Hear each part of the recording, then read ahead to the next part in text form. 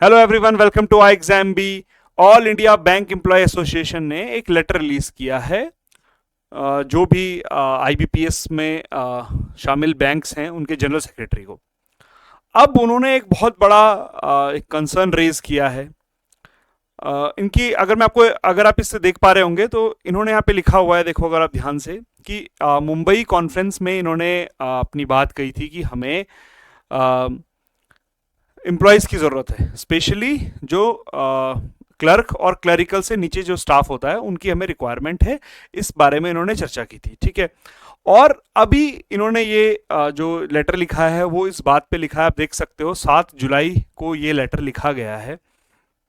ये इस बात के लिए लिखा गया है कि अगर हम देखें तो सिर्फ हमें पता ही है कि 4 बैंकों ने इनिशियली सिर्फ इंटरेस्टेड थे रिक्रूटमेंट के लिए, जिसमें 4045 वैकेंसीज आई थी। फिर आया था आपका कैनरा बैंक जिसने 500 वैकेंसीज और ऐड की थी, तो टोटल बन गई थी 4545। ये भी इन्होंने इस लेटर में मेंशन किया है।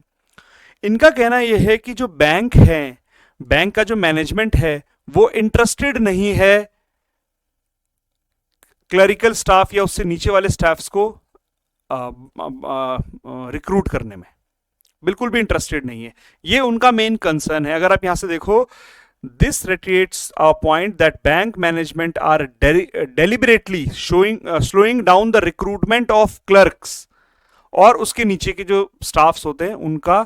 और आपने ये चीज देखी भी होगी, बैंक ऑफ बड़ौदा का केस अगर आपको पता है कि बैंक ऑफ बड़ौदा ने पिछले साल भी इन्होंने कोई भी वैकेंसीज क्लर्क की नहीं निकाली थी।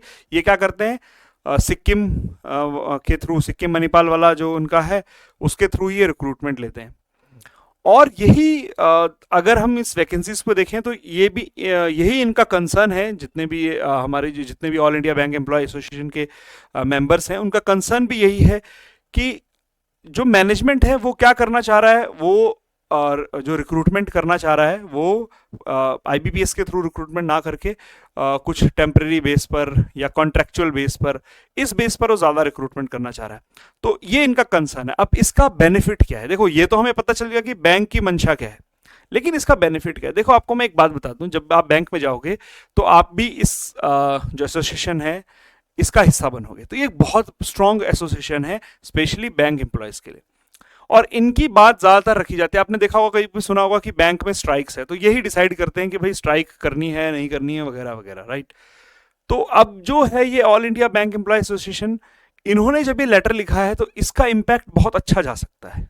अब अच्छा क्या जा सकता है कि ये जितने भी बैंक्स हैं जिन्होंने अभी तक एनआर हैं, जिन्होंने रिपोर्ट नहीं की है वैकेंसीज, वो सारे बैंक्स क्या होगा, अब ज्यादा से ज्यादा मात्रा में क्या करेंगे, वैकेंसीज को निकालने की कोशिश करेंगे, राइट।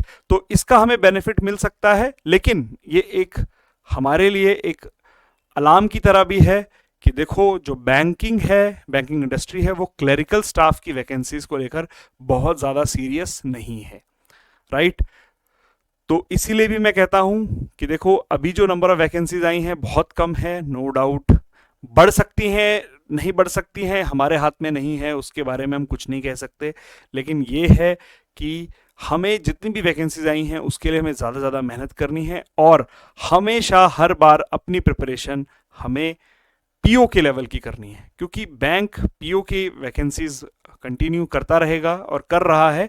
लेकिन ये जो अगर आप कंसर्न देखो तो इसमें मेनली जो कंसर्न है, recruitment of clerk and the management are also consistently silent on the recruitment the sub staff and the part time of sub staff and the part time employees, right. Hence our agitation on our demand for adequate recruitment is all more valid and vital necessity, right। तो ये एक अच्छा point है कि association ने clear बात कही है, तो इसका हम बेनिफिट तो उठाएंगे ही अगर नंबर ऑफ रिक्रूटमेंट बढ़ जाती हैं।